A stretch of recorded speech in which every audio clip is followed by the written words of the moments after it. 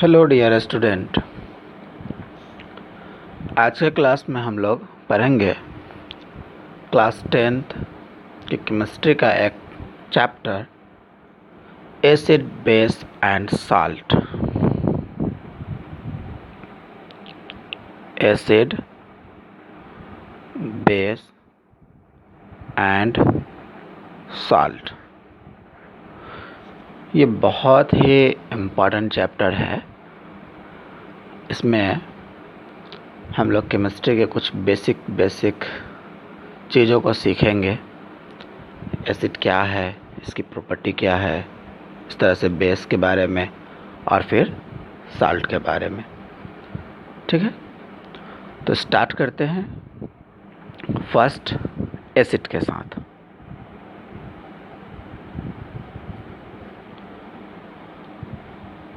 Acid एक term है जो लैटिन वर्ड के एसिडस से डिराइव हुआ है। लैटिन वर्ड के एसिडस से।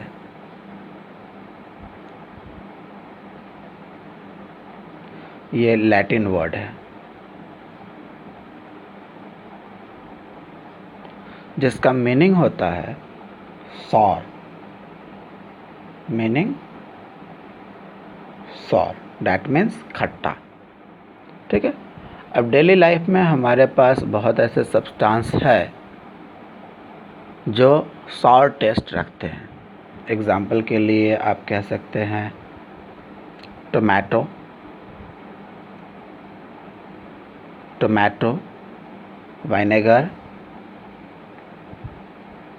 वाइनेगर या फिर आप लेमन जूस एटसेट्रा। तो इन सब के पास सॉर टेस्ट होता है और सॉर टेस्ट होने की वजह से हम लोग इसको एसिड कह सकते हैं। और कुछ जनरल एसिड्स होते हैं जो हमारे डेली लाइफ में यूज़ किए जाते हैं, जैसे ऑरेंज है, लेमन है। एप्पल में भी कुछ एसिड्स मिलते हैं, मैलिक एसिड, ऑरेंज में citric acid, ascorbic acid, vitamin C या टर्मेरिड, इमली जिसमें टार्टरिक एसिड मिलते हैं। कर्ड हो गए, उसमें एसिटिक एसिड है, लैक्टिक एसिड है। वाइनेगर में एसिटिक एसिड है। टोमेटो में ऑक्जेलिक एसिड है। गैस्ट्रिक जूस जो हमारे पेट में होते हैं, स्टमक में, उसमें हाइड्रोक्लोरिक एसिड। या फिर चींटी जो होते हैं, रेड चींटी, लाल वाली चींटी, उसमें फॉर्मिक एसिड। टी, चाय जो पीते हैं उसमें टैनिक एसिड्स होते हैं। ठीक है, तो ये तो रही कॉमन बात। लेकिन आखिर हम एसिड कहते किसको है? What is the actual scientific definition? Actual scientific definition तो एक साइंटिस्ट है लेबिक।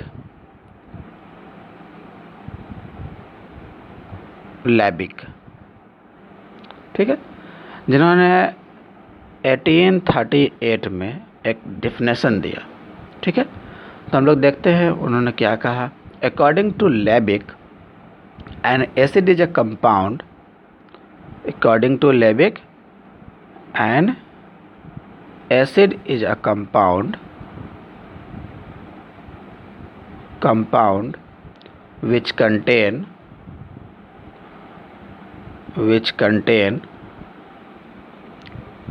hydrogen that can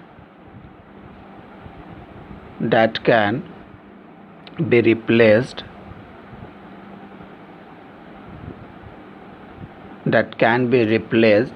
partially or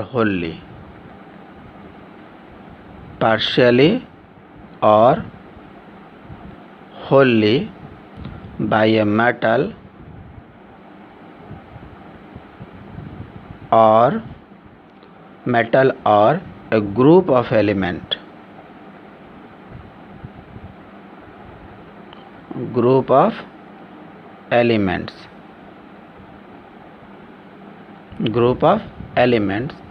acting like a metal.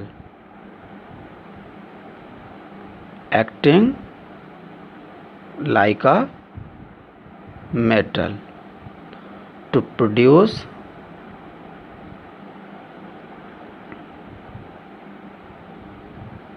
a salt।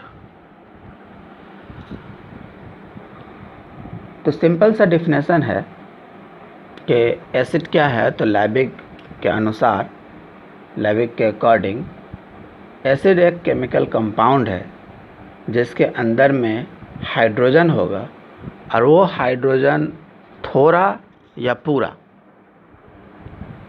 Partially और होली किसी मेटल के साथ या फिर ग्रुप ऑफ मेटल, जो ग्रुप ऑफ एलिमेंट जो कि मेटल की तरफ बिहेव रखता हो, उससे रिप्लेस किया जा सकता है। ठीक है, तो हम कुछ एग्जांपल लेते हैं, आपको सारी चीज़ें समझ में आ जाएगी। आप जैसे कि H2SO4 यहाँ पर इस कंपाउंड में 2 हाइड्रोजन है, 2 H है। ठीक है, 2 हाइड्रोजन के एटम प्रेजेंट है। और अगर हम लोग इस H2SO4 को रिएक्ट कराते हैं सोडियम मेटल से, H2SO4 को अगर सोडियम मेटल से रिएक्ट कराते हैं तो ये एक कंपाउंड बनाएगा NaHSO4। और अगर हम लोग इसी को एक और कंपाउंड देखते हैं तो ये बनाता है Na2SO4। जब ये एक हाइड्रोजन को हटाता है और एक सोडियम प्लस को ऐड करता है, एक हाइड्रोजन को हटाता है और एक सोडियम को ऐड करता है, और ये रिएक्शन तब हुई जब 2H प्लस को हटाता है और 2 Na प्लस को ऐड करता है। तो इसका नाम हम लोग लिख सकते हैं सोडियम हाइड्रोजन सल्फेट, और इसका नाम हो गया सोडियम सल्फेट। Sodium sulphate. तो आप देख सकते हैं कि इस जगह पर H2SO4 जिसके पास 2 हाइड्रोजन एटम था, एक को रिप्लेस कर दिया है और यहाँ पर 2 को रिप्लेस किया है। ये दोनों साल्ट है। इसमें इसने पार्शियली रिप्लेस किया है और इसमें फुल्ली रिप्लेस किया है। तो लैबिक के अकॉर्डिंग एसिड क्या था? एसिड एक केमिकल कंपाउंड है। एसिड एक केमिकल कंपाउंड है जो पार्शियली और होली हाइड्रोजन को रिप्लेस कर देता है किसी मेटल के साथ, और नहीं तो ग्रुप ऑफ एलिमेंट जो मेटल की तरह बिहेव रखता है। तो हम अभी जो एग्जांपल देखे हैं, इसमें H जो है किसी मेटल के साथ हटाया गया है। ठीक है, अब हम एक और एग्जांपल देखते हैं जिसमें H जो है वो ग्रुप ऑफ एलिमेंट से हटाया जाता है। ओके, तब तक आप इतना नोट कर लीजिए।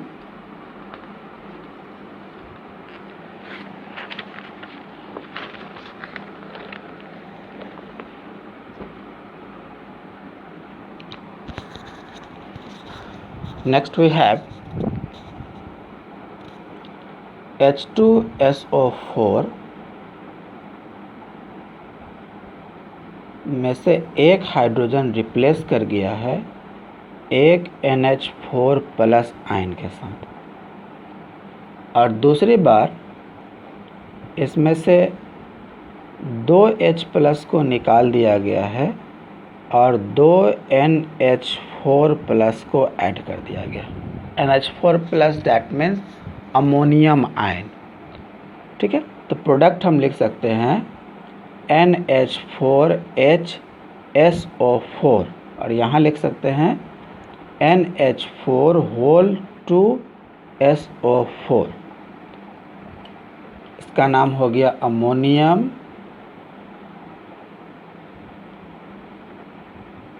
हाइड्रोजन सल्फेट, और इसका नाम हो गया अमोनियम सल्फेट।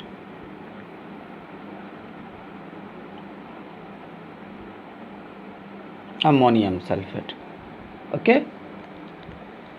तो ऑल्दो अभी तक हम लोग जितने कंपाउंड्स लिखे हैं ऊपर में प्रोडक्ट के फॉर्म में, एग्जाम्पल के लिए पहला हम लोग लिखे थे NaHSO4, एक और लिखें Na2SO4, एक और लिखें NH4HSO4, एक और लिखें NH4 2SO4।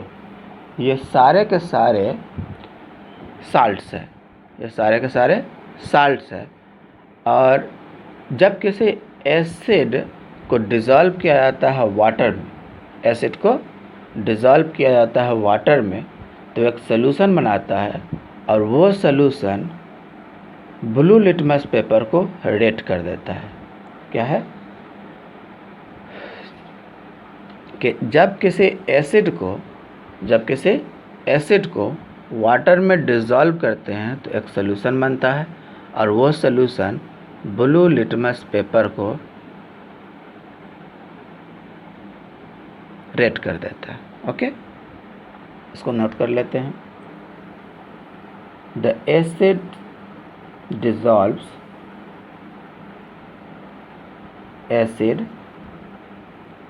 dissolves in water. Acid dissolves in water to make a solution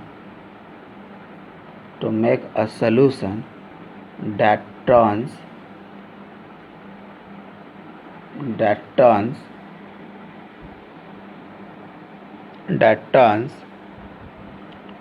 blue litmus red.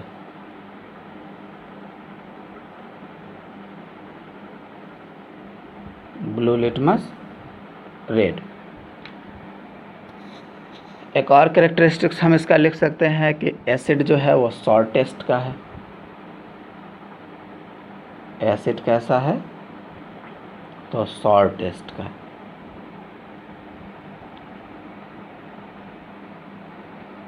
बाद में हम लोग देखेंगे कि जब एसिड को किसी बेस के साथ रिएक्ट करते हैं तो सॉल्ट बनाता है। ठीक है, फिलहाल के लिए इतना लिख लेते हैं, बाद में हम इसको समझ लेंगे।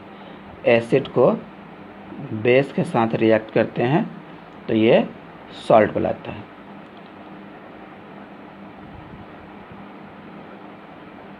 इसके एग्जांपल हम लोग आगे देखेंगे जब हम लोग बेस को पढ़ लेते हैं। तो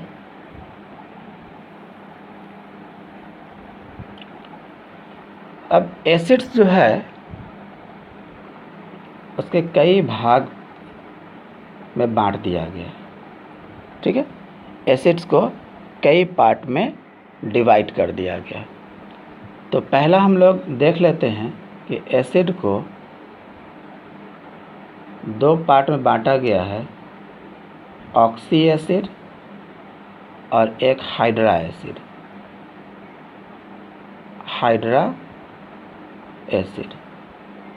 ऑक्सी एसिड और हाइड्रा एसिड। ये ऑक्सी एसिड और hydra acid depending upon the element that present in the acid, इसके बेसिस पर क्लासिफाई किया गया। ऑक्सी एसिड और हाइड्रा एसिड उस एसिड के अंदर में किस तरह के एलिमेंट प्रेजेंट है उसके बेसिस पर किया गया। तो चलिए एक एक करके देखते हैं कि ऑक्सी एसिड क्या है। First we have oxy acid. तो ऑक्सी एसिड उसको कहते हैं जिसमें हाइड्रोजन और ऑक्सीजन एलिमेंट प्रेजेंट हो, hydrogen and oxygen element present हो। तो the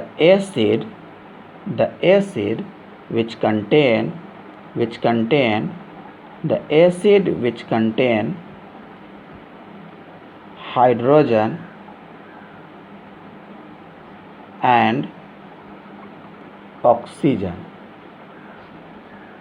present hydrogen and oxygen present are called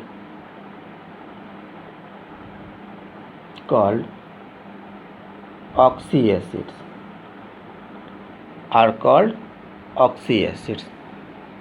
example के लिए देख सकते हैं H2SO4 sulphuric acid, other HNO3 nitric acid, या फिर H3PO4 etcetera phosphoric acid. These acids are oxyacids. Next we have hydra acid.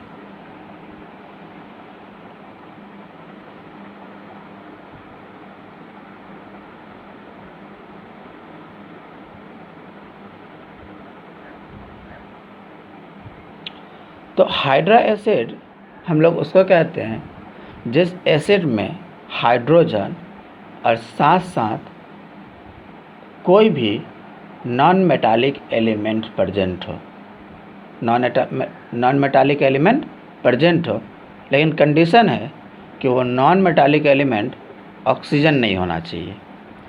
Okay, नहीं तो वो फिर क्या हो जाएगा, ऑक्सी एसिड हो जाएगा. वेरी गुड, ऑक्सी एसिड हो जाएगा. तो the acid which contain hydrogen and non-metallic element except oxygen are called hydra acid. Hydra acid ऐसे एसिड जिसमें हाइड्रोजन और साथ साथ नॉन मेटालिक एलिमेंट प्रेजेंट हो, लेकिन वो नॉन मेटालिक एलिमेंट ऑक्सीजन नहीं होना चाहिए, ऐसे एसिड को हाइड्रा एसिड कहते हैं. एग्जाम्पल के लिए HCl हाइड्रोक्लोरिक एसिड, या फिर HCN हाइड्रोसाइनिक एसिड एटसेट्रा. एक छोटा सा क्लासिफिकेशन होता है ऑर्गेनिक एसिड और इनऑर्गेनिक एसिड के बीच में, ऑर्गेनिक एसिड और इनऑर्गेनिक एसिड के बीच में. चलिए वो भी हम लोग देख लेते हैं. ऑर्गेनिक एसिड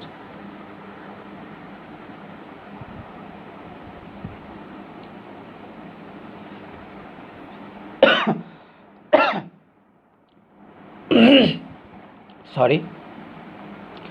तो डेली लाइफ में यूज़ किए जाने वाले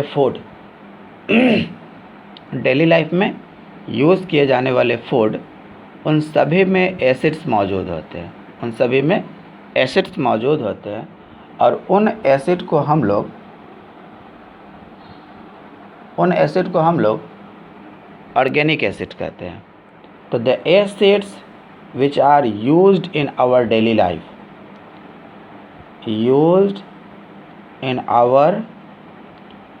life as a food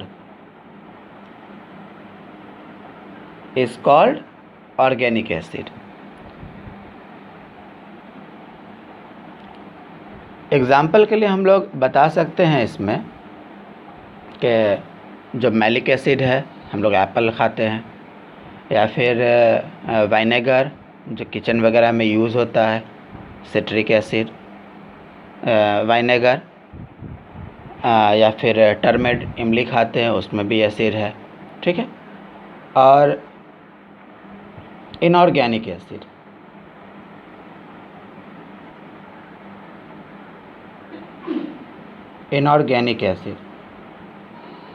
तो ऐसे सारे एसिड जो लेबोरेटरी में यूज़ किए जाते हैं, वह सभी के सभी इनऑर्गेनिक एसिड है. और इनऑर्गेनिक एसिड को हम लोग मिनरल एसिड भी कह देते हैं. इनऑर्गेनिक एसिड और मिनरल एसिड, इनऑर्गेनिक एसिड्स और mineral acid.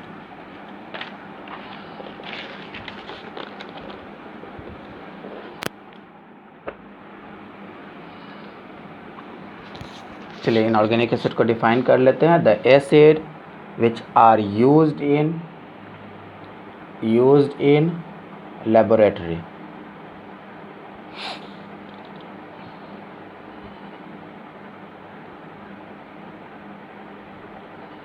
are called inorganic acid.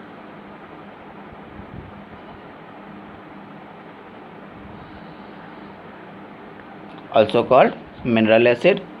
Example: hydrochloric acid, HNO3, nitric acid, H2SO4, sulfuric acid, etc.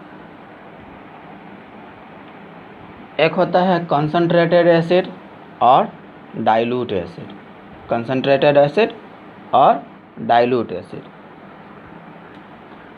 तो ये हम लोग एसिड को तब कहते हैं जब किसी एसिड के अंदर में एसिड की क्वांटिटी अगर हाई हो, एसिड की क्वांटिटी हाई हो, जब कोई एसिड सॉल्यूशन होता है वाटर के साथ और उस सॉल्यूशन में एसिड का अमाउंट ज़्यादा हो तो हम लोग उसको कॉन्सेंट्रेटेड एसिड कहेंगे, और अगर उसमें एसिड की क्वांटिटी कम हो तो हम लोग उसको डाइल्यूट एसिड कहेंगे। Okay,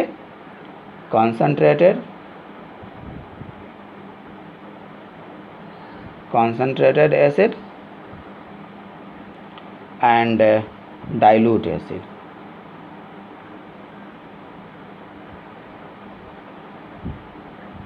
Concentrated acid or dilute acid.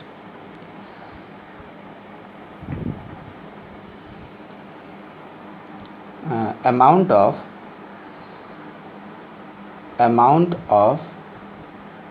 acid अगर ज़्यादा, अमाउंट ऑफ एसिड ज़्यादा तो कॉन्सेंट्रेटेड एसिड, और amount of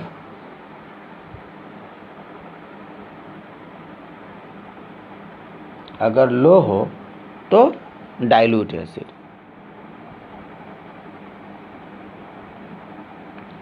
next we have strong acid and weak acid. Strong acid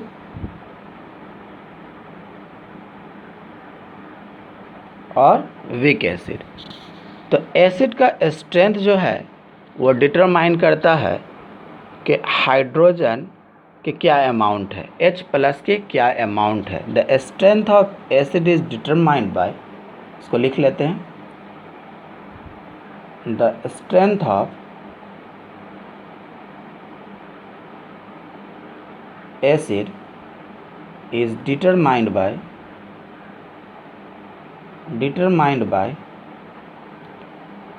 the amount of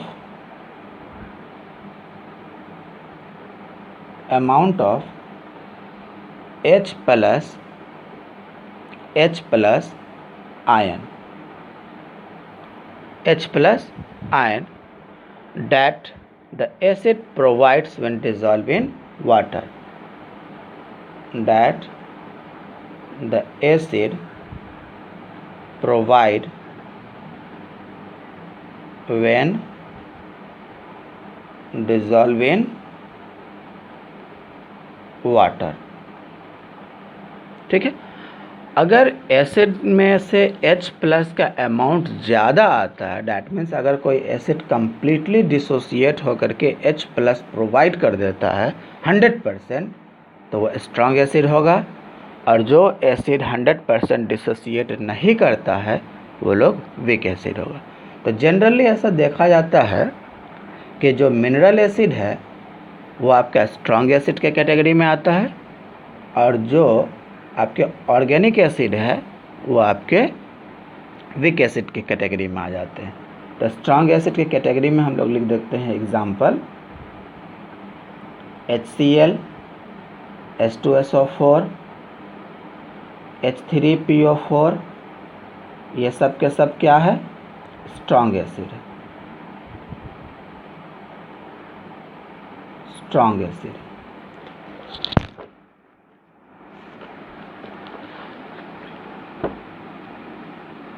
इसको लिख देते हैं कि when the acid dissolve in water it completely, that means 100% dissociated. ठीक है, 100% dissociated. Next we have weak acid.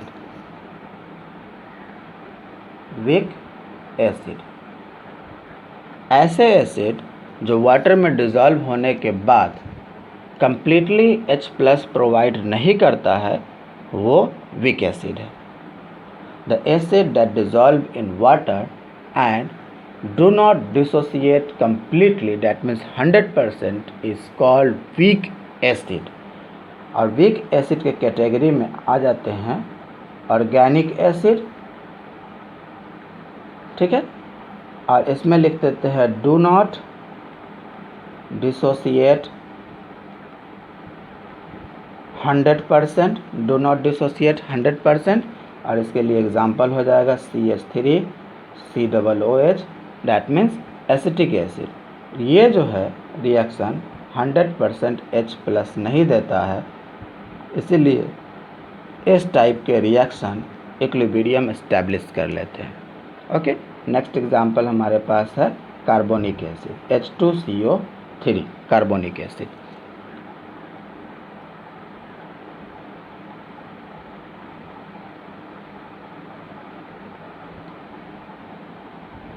एक term आता है बेसिसिटी। बेसिसिटी काफ़ी इंपॉर्टेंट है डियर स्टूडेंट, इससे एग्जाम में सवाल आते हैं। बेसिसिटी, तो बेसिसिटी एसिड के लिए डिफाइन किया जाता है।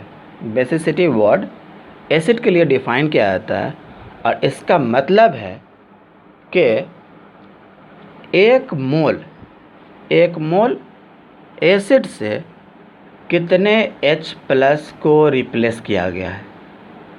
गौर से सुनिए, एक मोल एसिड से कितने H+ को रिप्लेस किया गया है।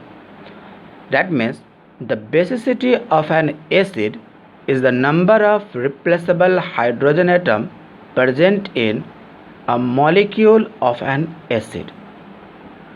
Clear? The basicity of an acid is the number of replaceable hydrogen atom present in the molecule of acid. The basicity of an acid is the number of replaceable H+ by a metal or group of element like a metal.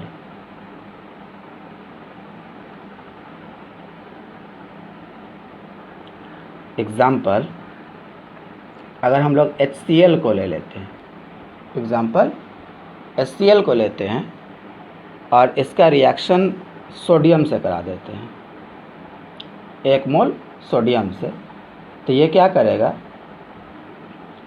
NaCl और H+ बना देगा। ठीक है,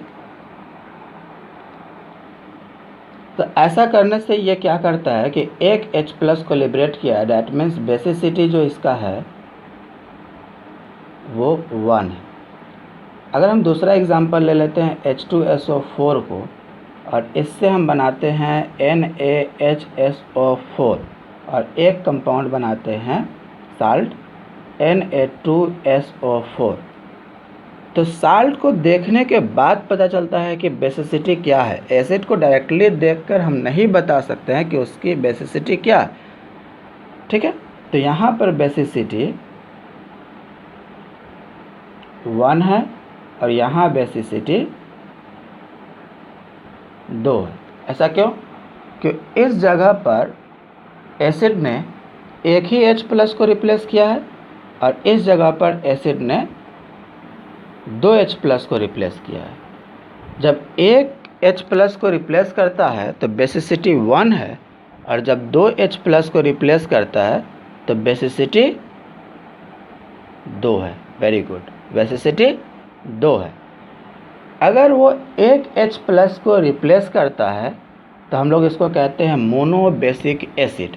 monobasic acid जब 2 को करता है तो डाइबेसिक एसिड, और जब 3 को करता है, 3 H+ को रिप्लेस करता है तो वो ट्राइबेसिक एसिड कहा जाता है। Depending upon the number of H+ ion replaced by a 1 mole of acid, acid is classified into monoacid, monobasic acid, dibasic acid and tribasic acid, tetrabasic acid, etc.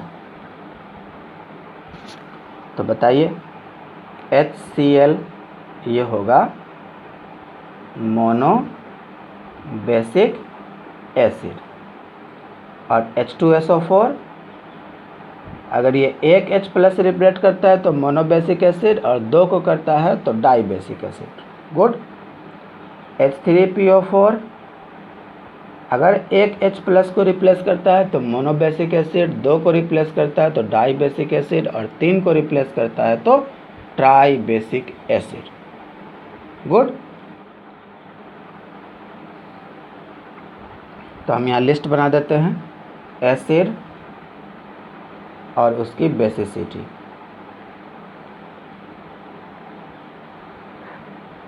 HCl तो basicity 1 होगी, H2SO4 तो 1 और 2 दोनों होगी, ठीक है, और H3PO4 तो 1 भी हो सकती है, 2 भी हो सकती है और 3 भी हो सकती है।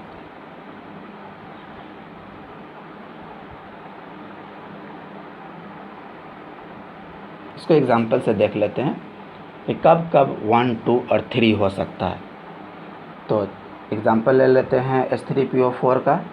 H3PO4 का इससे कंपाउंड बनाते हैं NaH2PO4।